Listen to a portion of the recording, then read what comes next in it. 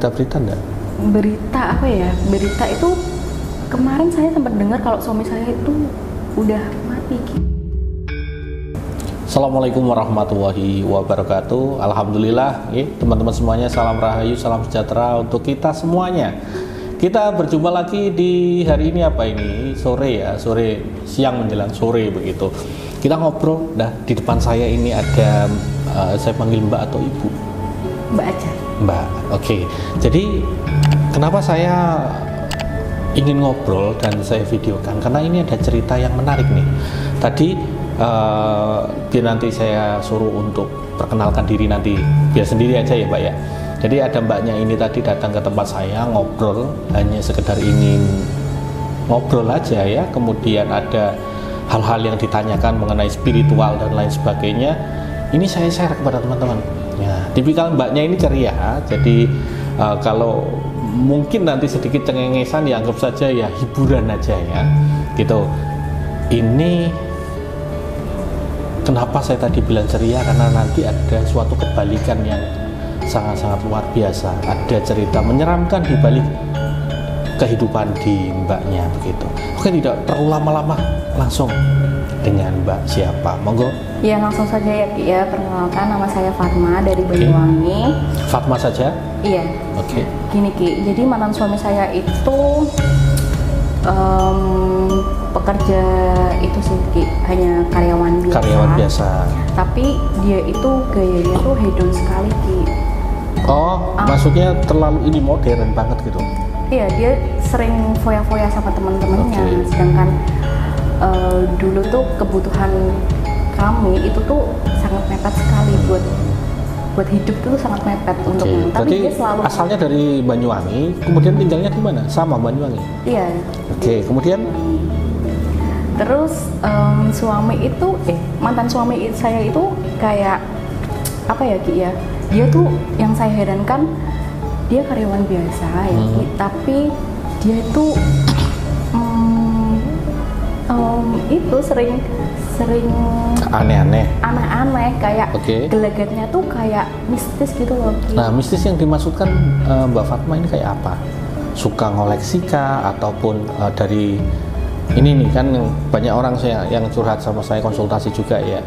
Ada yang lihat pasangannya ini kok dia suka tirakat, kemudian puasa yang aneh begitu, atau dia menyimpan benda-benda yang aneh. Nah, itu yang mana itu? Oh, enggak sih Ki. Kalau suami saya tuh enggak mantan suami saya ya.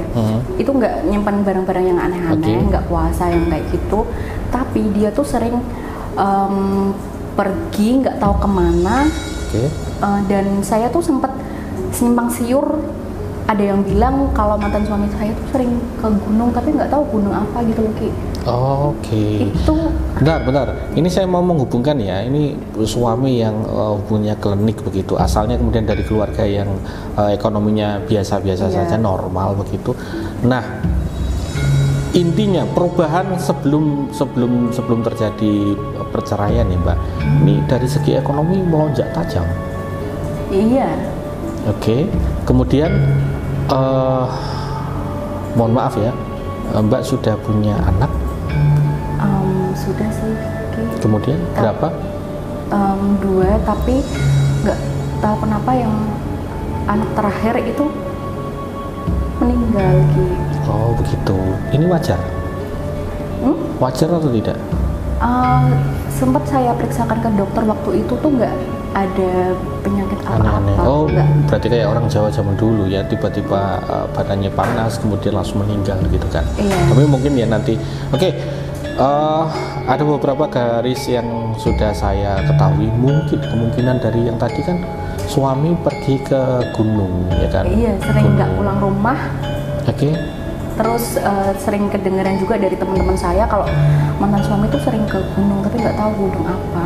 Karena kan saya kan di rumah ya Ki. Izinnya apa? Pendakian atau kemana? Nggak pernah izin. Tahu-tahu dia gitu. Nggak pulang rumah aja gitu loh. Kemudian ketika dia pulang bawa uang atau kerjaannya jadi lancar enggak? Kalau setelah nggak pulang itu awalnya tuh biasa aja ya Ki, ya kayak pada umumnya mantan suami saya biasanya. Tapi seminggu setelah itu tuh kayak dia itu tiba-tiba bisa beli mobil. Waduh, langsung iya tiba-tiba. Langsung kayak gitu Ki. Oke, ada perasaan kenapa ini atau nggak tahu, saya juga pernah bertanya enggak?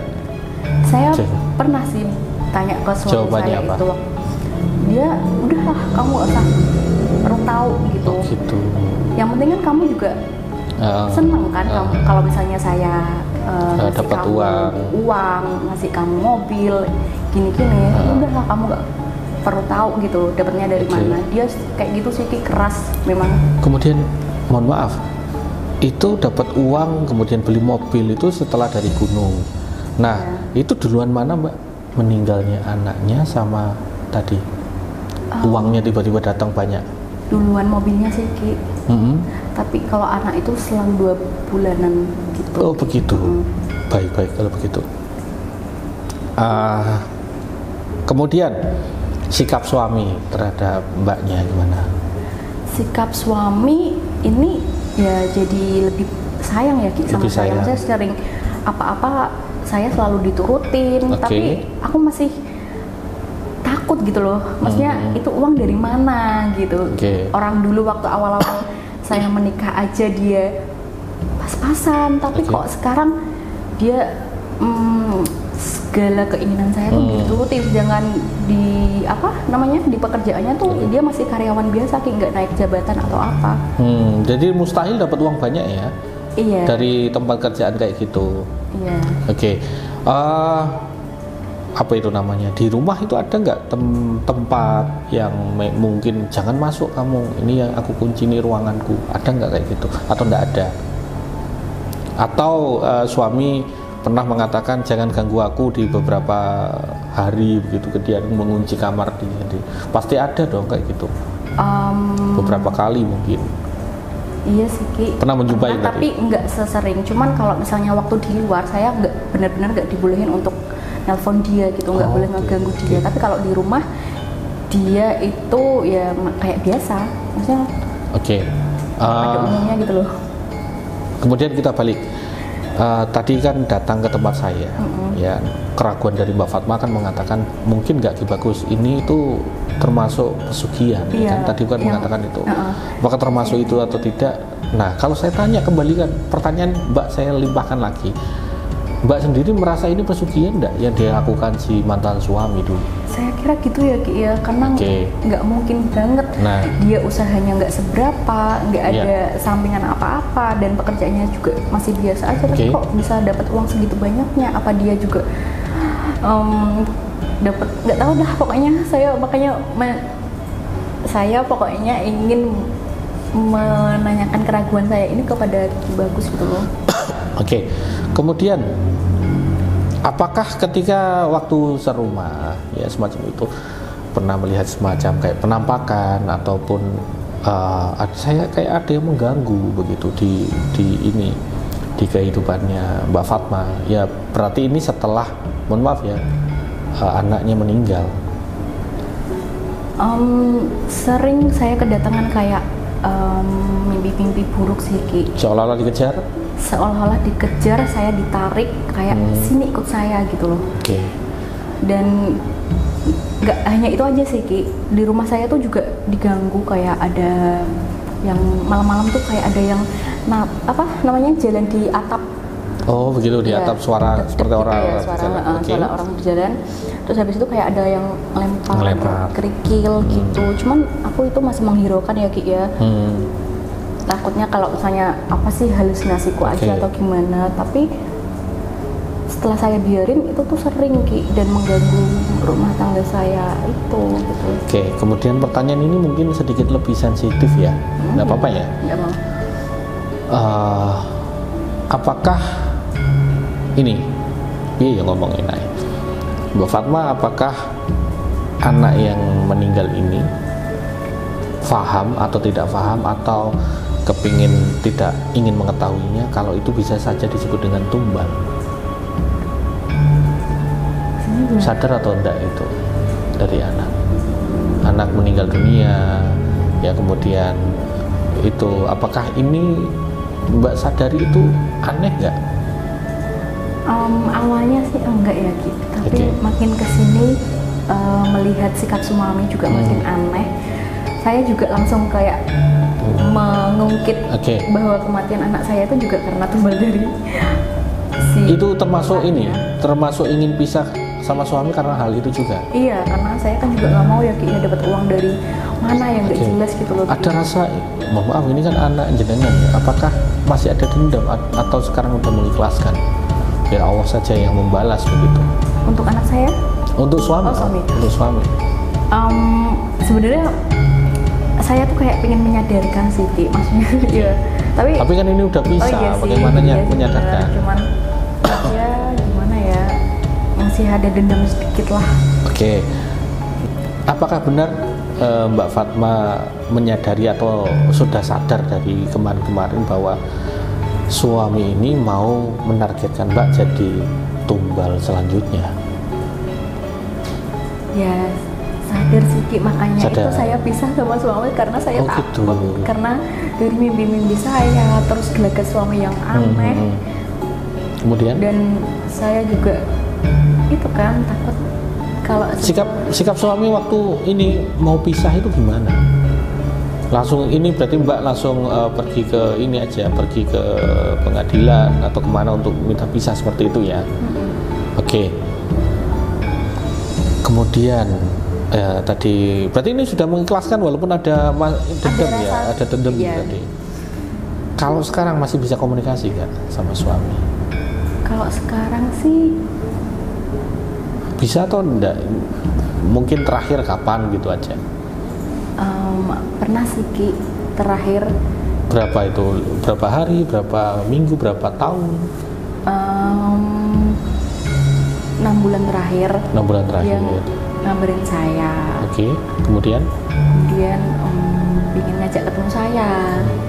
Tapi saya juga takut gitu. Berarti masih ketemuan atau enggak jadi? Saya sih mengiyakan kalau mau ketemu, tapi di rumah gitu loh, tapi dia akhirnya nggak jadi ya berarti? Akhirnya nggak jadi. Gitu. Lantas kondisi sekarang suami ini gimana? Mantan suami ini Mbak? Ada berita-berita nggak? Kalau saya dengar kabar mantan suami saya itu udah mati ya Ki ya. Malah seneng gitu ya? Gitu, waduh seperti ini. Berarti yang termasuk dari kisahnya Mbak Fatma ini kan memang hampir jadi target tumbal ya. Dari kekayaan suami yang tiba-tiba banyak, kemudian kerjaannya walaupun kerjaannya biasa tapi uangnya datangnya bertubi-tubi, kemudian ada indikasi ya, saya tidak berani mengatakan itu ia kena jadi tumbal atau tidak yang tentang anaknya Mbak Fatma, tapi ya kalau dari ciri-cirinya ya kemungkinan besar begitu. Nah, kenapa saya bercerita semacam ini, ngobrol sama jenengan, ya mungkin bisa teman-teman bisa pahami ya bahwa orang itu kalau mau hajatnya terwujud itu bisa melakukan apa saja, termasuk tadi merasa dia butuh ya kan, karena dia gaya hidup yang katanya mewah ya kan, walaupun dia pas-pasan akhirnya mengorbankan segala hal, dan itu masih terjadi sampai sekarang ini, masih banyak mereka. Makanya mungkin saya mengajak jenengan untuk cerita ini nggak apa-apa, biar teman-teman yang lain tahu begitu ya, ciri-ciri tadi yang disampaikan oleh Mbak Fatma ya, kalau terjadi di dalam kehidupan atau rumah tangga teman-teman semuanya ya harus mesti ditanyakan ya. Kemudian kalau ada hal yang ditutupi ya wajar lah ya untuk ini Mbak, saya penasaran begitu, ingin tahu ya kan. Tadi kan mengatakan saya ragu uang dari mana sebanyak itu kan begitu. Mungkin kalau bersedia atau tidak bersedia, kalau ada nasihat atau wejangan terakhir dari Mbak itu untuk teman-teman mungkin agar lebih waspada atau apa begitu, atau tidak ada? Apa ya? Saya mau tanya ke Ki Bagus aja. Pertanyaan ya. Antisipasi kalau misal saya mau nikah lagi nih, takut kalau dapet suami yang seperti itu lagi. Karena kan saya trauma ya Ki ya. Anak saya sampai kayak gitu dijadiin tumbal. Terus? Ya saya takut aja gitu. Terus antisipasinya gimana ya Ki ya kalau misal nantinya suami dekat gitu kan. Mungkin kalau dekat dengan orang kan gini, kalau tidak mau kena pesugihan ya cari suami yang memang mapan, karakternya jelas ya kan Mbak. Kemudian yang penting adalah agamanya yang bagus, itu kan bisa dinilai Mbak sudah tahu juga. Dan juga setiap langkah dari suami ya harus tahu. Nanti kalau memang menjalani sudah menikah, menjalani lagi harus langkah kita ya lakukan itu tahu. Oke, kalau teman-teman semuanya mungkin ya, kalau ada pertanyaan apapun langsung aja tulis di kolom komentar. Terima kasih atas waktunya Mbak Fatma sudah hadir di sini. Mungkin kayaknya saya melihat dari jenengan banyak cerita yang buahnya bervariasi mungkin di masa mudanya. Nanti suatu saat bisa ngobrol lagi deh ya mengenai masa muda. Karena kalau dari energi yang saya rasakan misterius ya, mungkin banyak hal yang bisa terjadi nantinya. Oke, terima kasih atas waktunya teman-teman semuanya. Terima kasih Mbak Fatma. Wassalamualaikum warahmatullahi wabarakatuh.